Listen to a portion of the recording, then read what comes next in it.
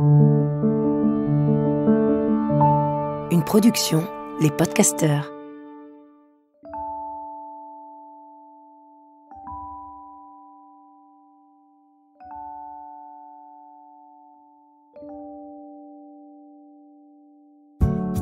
Bonjour, je suis Marie-Robert.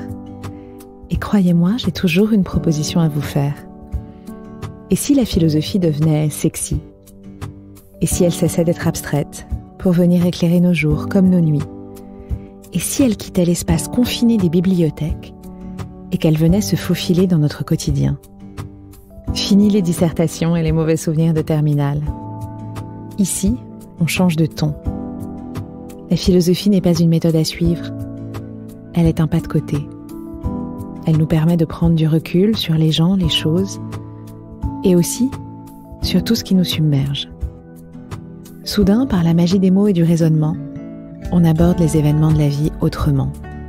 Et on parvient même à trouver du confort dans des zones d'inconfort. Bref, on apprend à se faire du bien.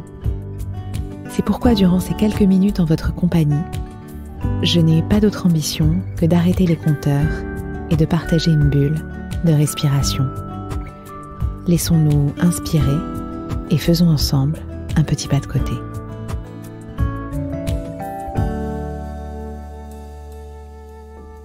Il y a quelques semaines, je vous proposais une nouvelle série sur le thème de l'éducation.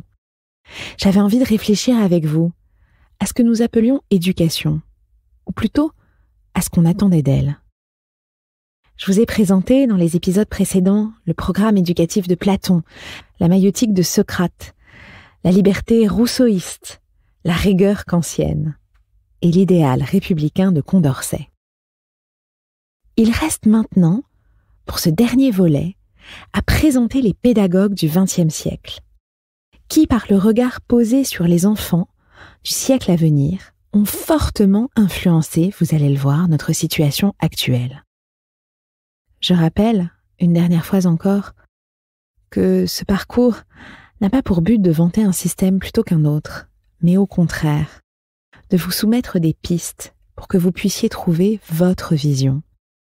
Car l'éducation n'est pas une affaire de parents ou d'enseignants, mais bien de société. L'éducation n'est rien d'autre que l'horizon.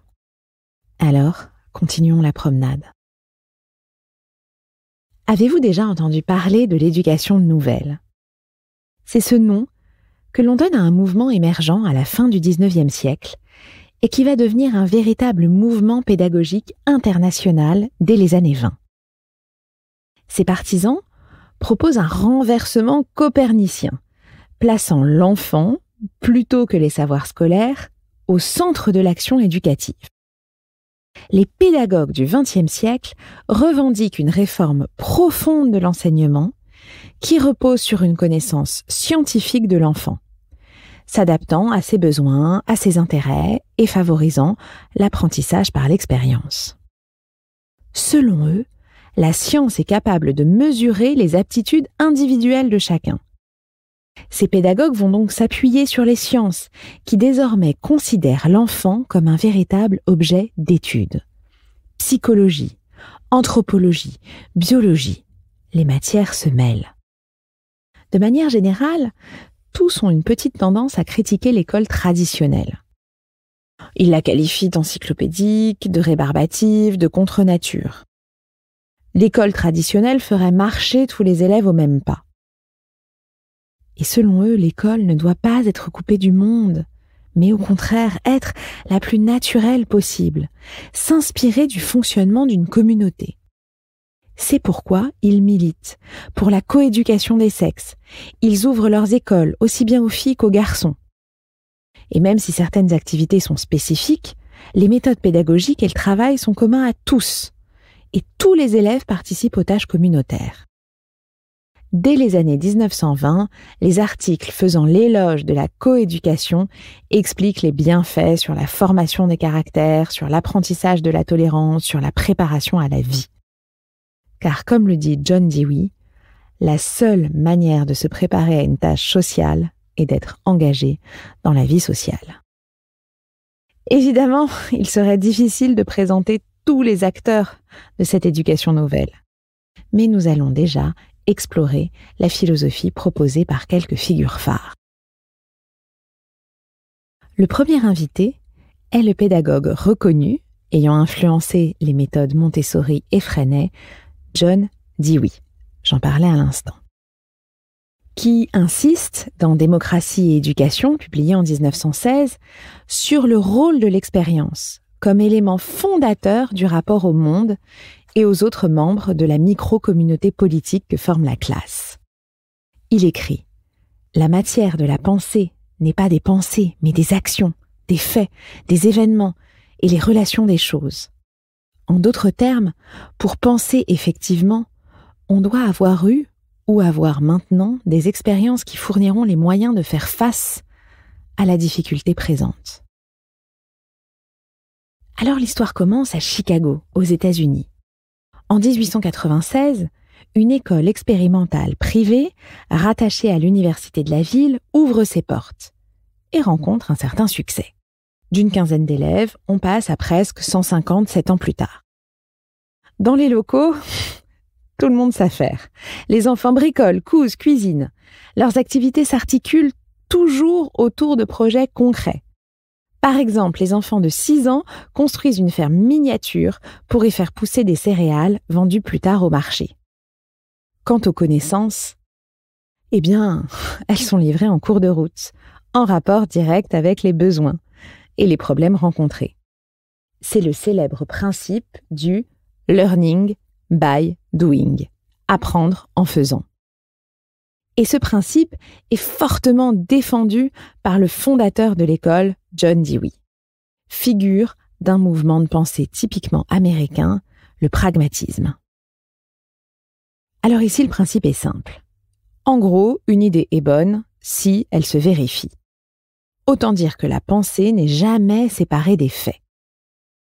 Dewey est très marqué par le darwinisme et il élabore une philosophie de l'expérience, où les individus, tels des organismes naturels, évoluent en s'adaptant à leur environnement immédiat. En matière de pédagogie, cela se traduit par une volonté d'encourager les interactions des enfants avec leur entourage et de relier l'enseignement théorique à des intérêts pratiques. Il s'agit sans cesse d'apprendre à partir de la vie elle-même et pas d'apprendre à partir des livres ou d'un programme. Pour Dewey, l'éducation renvoie à un processus de croissance, car elle permet de développer des capacités, d'activer des dispositions qui se révèlent in the making, les mains dans le cambouis ou dans la terre. Le premier critère d'un but valable de l'éducation est donc qu'il doit naître des activités actuelles, celles que l'enfant est amené à avoir, celles qu'il peut mener ou qu'il voit mener par ses parents, par des amis de la famille, par des gens dans la rue, par les commerçants. Si les fins éducatives tirent leur origine des activités réelles de la vie, eh bien elles seront plus nombreuses, plus variées même que la vie elle-même. Donc le premier critère, les activités actuelles. Le deuxième critère, pour un but éducatif valable, c'est qu'il doit rester flexible. Dans tous les cas, il n'appartient pas à l'enseignant d'imposer aux enfants des buts éducatifs, eux-mêmes souvent imposés par des instances supérieures d'un ministère, sans les consulter. Imposer des buts éducatifs à un autre, mais c'est le priver de l'exercice de prévision, c'est-à-dire de sa faculté de s'adapter. L'enfant qui apprend ne doit laisser son choix de but se transformer en un projet rigide, inflexible, imposé. Il ne s'agit pas, face à des situations identiques, d'avoir toujours le même comportement stéréotypé et appris. Il faut savoir s'adapter en bénéficiant des acquis de l'expérience. On ne va pas éduquer de la même façon à Chicago qu'en plein milieu de la campagne ou de la nature à Bali. Dewey est le premier également à associer le terme de démocratie à celui d'éducation. Et ça aussi, c'est un point important. Son texte, Démocratie et éducation, est publié 1 siècle et quart après que les États-Unis eurent acquis leur autonomie. Il est le premier à marquer explicitement les conséquences pédagogiques de ce temps d'expérience. Et son ouvrage, comme il le déclare dans sa préface, a pour but de recueillir et d'énoncer les idées que suggère implicitement une société démocratique et de les appliquer aux problèmes de l'éducation, c'est-à-dire de fixer les grandes lignes constructives d'une éducation démocratique digne de ce nom. Le programme de l'école Dewey se rapporte aux occupations de la communauté, car éduquer signifie communiquer aux autres notre expérience afin qu'elle devienne un bien commun. Et dans cette communauté, l'enfant a sa place et sa part de travail dans la division du travail instaurée. Ainsi, on développe très vite chez l'enfant le sentiment d'une coopération mutuelle, le sentiment de travailler de façon positive pour la communauté. En somme, l'idée est d'en faire un citoyen. Et pour que l'école puisse cultiver chez les enfants le sens social et développer leur esprit démocratique, il faudrait déjà, estime Dewey, qu'elle soit elle-même organisée en communauté coopérative. Si l'on veut réellement que l'école, que l'éducation prépare à la démocratie, alors l'école elle-même doit devenir, écrit-il, une institution qui soit provisoirement un lieu de vie pour l'enfant, où l'enfant soit un membre de la communauté, ait conscience de cette appartenance et accepte d'apporter sa contribution. Bref, l'enjeu, vous l'avez compris, est de créer dans la classe les conditions favorables à la formation du sens démocratique. Alors dans cette école, dans l'école Dewey, les élèves répartis en groupes d'âge suivent une éducation fondée sur le travail, dans ses manifestations les plus simples, on l'a vu. Ils exécutent une grande variété de projets centrés sur des métiers traditionnels ou contemporains. C'est la cuisine, la couture, la menuiserie. À l'école expérimentale, l'enfant vient faire des choses. Il vient utiliser des outils pour des actes de construction simples. Et c'est dans le contexte et à l'occasion de ces actes que s'ordonnent les études, l'écriture, lecture, l'arithmétique, etc. Toutes les notions acquises se réfèrent directement à une application pratique, c'est-à-dire à une fonction sociale, puisque tout est lié. Le jeu ou la gymnastique perdent ainsi beaucoup de valeur en soi, car le travail manuel entraîne l'enfant à faire bien plus de mouvements, et le jeu parce que son imagination créatrice se développe bien plus utilement au contact de la réalité. Au contraire de l'école traditionnelle, l'école Dewey prend comme point de départ non pas des activités futures du futur adulte qu'elle élève, mais des activités communes dans lesquelles il est immédiatement engagé. Ce qu'il faut surtout comprendre, mais je crois que vous l'avez déjà saisi, c'est que l'expérience représente le concept unique et central de la position philosophique de Dewey. La valeur des connaissances ne réside pas dans le fait qu'elles sont vraies ou non, mais dans le fait qu'elles possèdent une signification pratique en vue d'une fin supérieure. Et c'est bien cette signification pratique qui est le seul critère de vérité. Expérimenter consiste à essayer et à éprouver. En tant qu'action et épreuve, pour chaque personne, l'expérience est la clé qui fait comprendre la nature de la réalité et surtout donne confiance. Alors forcément, pour réaliser ce programme, la pédagogie de Dewey exige de l'enseignant qu'il s'acquitte d'une tâche plus que difficile, puisque cette tâche est de réinsérer les sujets d'étude dans l'expérience. Au lieu d'imposer le sujet à l'enfant, ou simplement de laisser l'enfant livré à lui-même, comme le préconisent certains romantiques, Dewey invite les enseignants à faire entrer la psychologie dans le programme en construisant un environnement où l'enfant se trouve confronté, dans ses activités, à des problèmes l'amenant à faire appel aux connaissances et au savoir-faire des sciences, de l'histoire, de l'art. Pour pouvoir enseigner de cette façon, c'est-à-dire orienter le développement de l'enfant de façon non directive, il faut, de l'aveu même de John Dewey, que le maître soit un professionnel hautement qualifié, connaissant parfaitement la matière qu'il enseigne, formé à la psychologie de l'enfance, rompu au maniement des techniques, permettant de stimuler suffisamment l'enfant pour l'amener à intégrer le sujet d'étude dans son expérience de croissance. Et ça, ce n'est pas évident. Alors il y aurait encore beaucoup à dire, mais les grandes lignes sont là. Et en un temps où on se réclame beaucoup de la pédagogie du projet, qu'il s'agisse des projets d'établissement scolaire, des projets d'action éducative, des projets pédagogiques de toute espèce, la référence à l'œuvre de Dewey, son obsession pour l'expérience, la vie pratique, la citoyenneté, devrait sans doute être constante. Mais Dewey n'est pas une tête chercheuse isolée. Je l'ai dit dans l'introduction, le début du XXe siècle coïncide avec un boom des pédagogies alternatives. Nous avons Rudolf Steiner dans le monde germanique, Octave de Crowley en Belgique, Maria Montessori en Italie. Tous vont forger leur propre méthode éducative. Et si entre ces auteurs, les différences sont parfois sensibles, le point commun est la dénonciation de l'école traditionnelle. Les maîtres autoritaires, les élèves en rang, les leçons apprises par cœur, les récompenses, les châtiments, de tout cela, on ne veut plus entendre parler. Nourris par les avancées de la psychologie de l'enfant alors en plein essor, ces pédagogies se penchent sur les stades de développement et entendent substituer au dressage son épanouissement. Dans l'entre-deux-guerres, tandis que l'Europe traverse une grave crise spirituelle, une partie des acteurs de ce mouvement se fédère.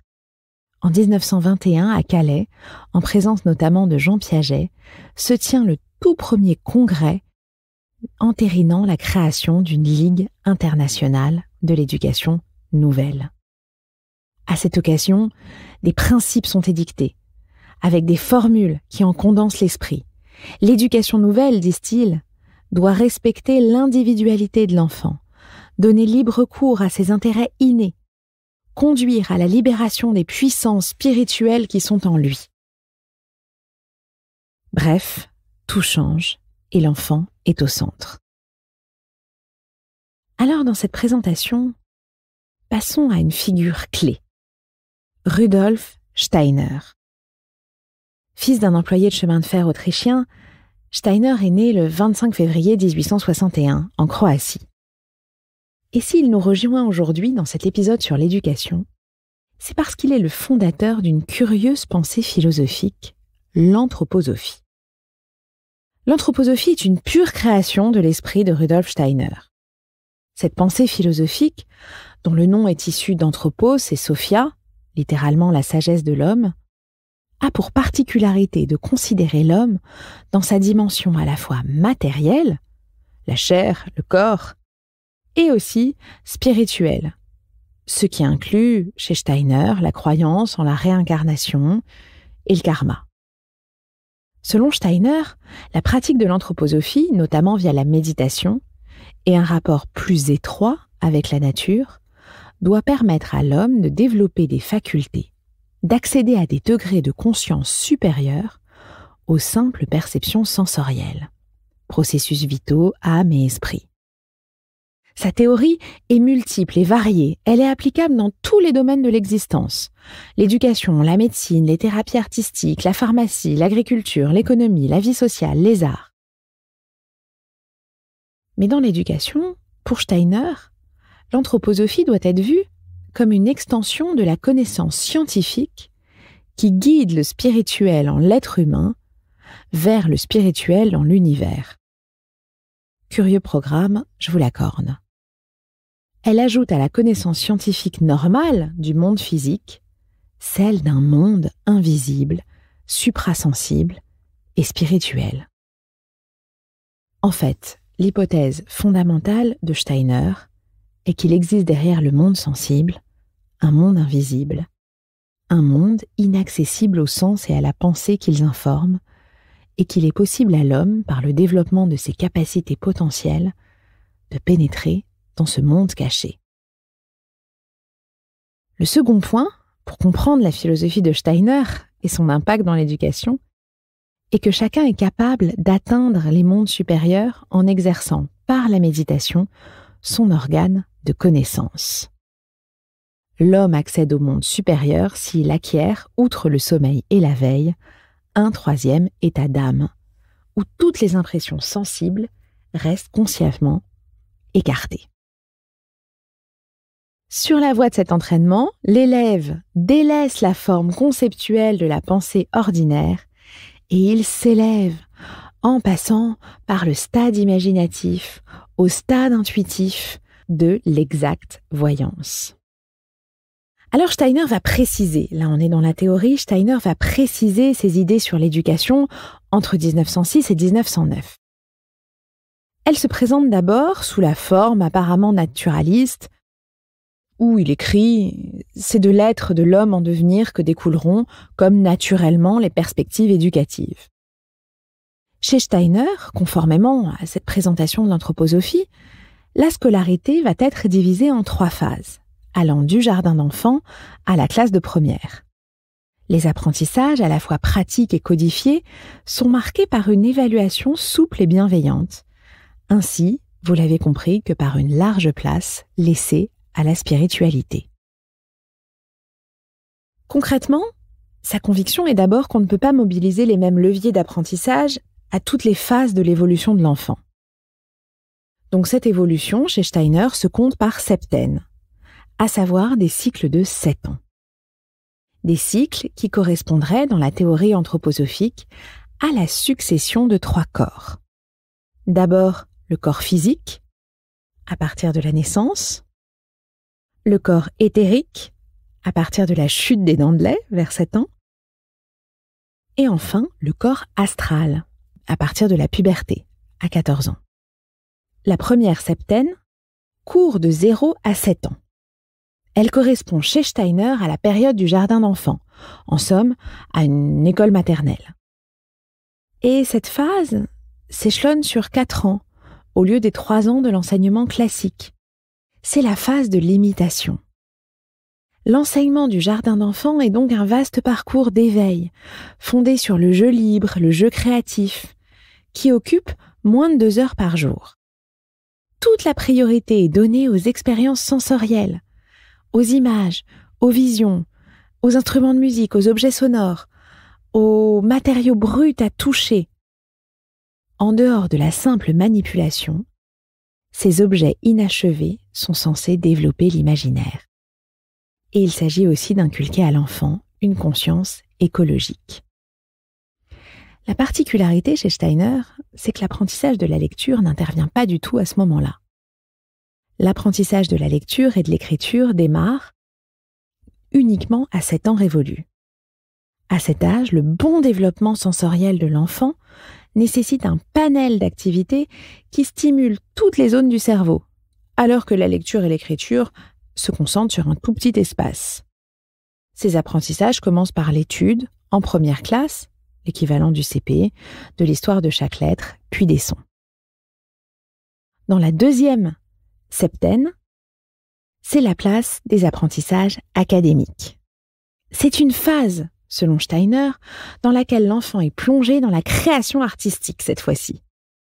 Cette phase marque donc le début des apprentissages plus traditionnels, mais il évolue encore dans un monde imagé. Dans la même veine, les enseignements accordent une place de choix à l'expression manuelle. Pratique régulière du jardinage, propre à développer chez l'enfant une culture écologique précoce. Pratique qui vient compléter de nombreuses sorties des activités liées au thème de l'environnement. Les élèves effectuent même parfois des stages dans le monde agricole, industriel ou social.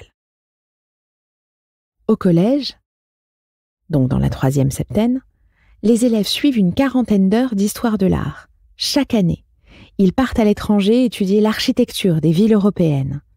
Les enseignements sont divisés en 3 tiers. Un tiers d'activités intellectuelles, mais toujours abordées sous l'angle du vivant. Un tiers d'activités gestuelles et manuelles, visant à la formation et à l'équilibre du corps physique. Et enfin, un tiers d'activités artistiques, pour l'éveil de la créativité, pour l'épanouissement de la personne. Autre originalité, les matières fondamentales, donc l'histoire, les sciences, les maths, sont enseignées à raison de 2 heures par jour, en période de 3 à 5 semaines. En somme, pendant plusieurs semaines d'affilée, les élèves ne suivent qu'une unique majeure, mais toujours en début de journée, qui est la période la plus propice aux acquisitions de fonds. Les après-midi, ils alternent entre matières intellectuelles, éveil corporel et artistique. Pour le programme scolaire, Steiner se démarque de ce qui se passe dans les autres pédagogies alternatives, ne laissant guère d'initiative aux élèves dans le choix et dans l'ordre des acquisitions. Le programme est calé à l'avance en fonction de l'évolution des capacités cognitives de l'enfant, telles que définies par Steiner lui-même. En somme, chez Steiner, on s'intéresse plus à stimuler la motivation, l'enthousiasme de l'enfant, que la compétition et l'ambition. Du début de la scolarité jusqu'à la fin, la sélection est exclue. Redoublement ou orientation sont quasiment inexistants. Il n'y a pas de notes non plus, pas de classement. Les évaluations chiffrées sont remplacées jusqu'au collège par un rapport annuel, présentant un portrait de l'enfant, ses points forts, ses points faibles, pour ce qui concerne le comportement, l'attitude, les productions. Si besoin, les élèves peuvent bénéficier de cours de soutien individualisés. Ils peuvent aussi avoir un tuteur. Ils peuvent aussi se voir confier à l'inverse des exercices plus difficiles. Bref, là encore, nous pourrions y passer des heures. Mais l'enjeu est clair. Pour Steiner, il n'est pas question uniquement de l'expérience comme chez Dewey, mais il est question de percevoir l'enfant dans sa globalité, comme un être de chair et de spiritualité. Terminons ce voyage à travers l'éducation nouvelle en évoquant la figure de Maria Montessori. Après un doctorat consacré aux enfants déficients mentalement, ce qui fait d'elle la première femme à avoir soutenu une thèse en Italie, elle fonde en 1906 la Casa dei Bambini, la maison des enfants, dans le quartier de San Lorenzo à Rome. Ce qui a rendu le travail de Maria Montessori si original et si pertinent, c'est avant tout sa méthode. Car contrairement à de nombreux chercheurs, son point de départ n'était pas une hypothèse qu'elle voulait tester. Au contraire, sa réflexion débuta avant tout par une observation scientifique rigoureuse, dépourvue de tout jugement. Elle posa son regard de médecin sur ceux qui l'entouraient, afin de comprendre et d'écouter, avant d'agir et d'imposer. Ayant d'abord travaillé dans un hôpital psychiatrique avec des enfants dits déficients, c'est en les considérant de manière objective qu'elle remarqua qu'ils avaient besoin d'activité, besoin de manipuler.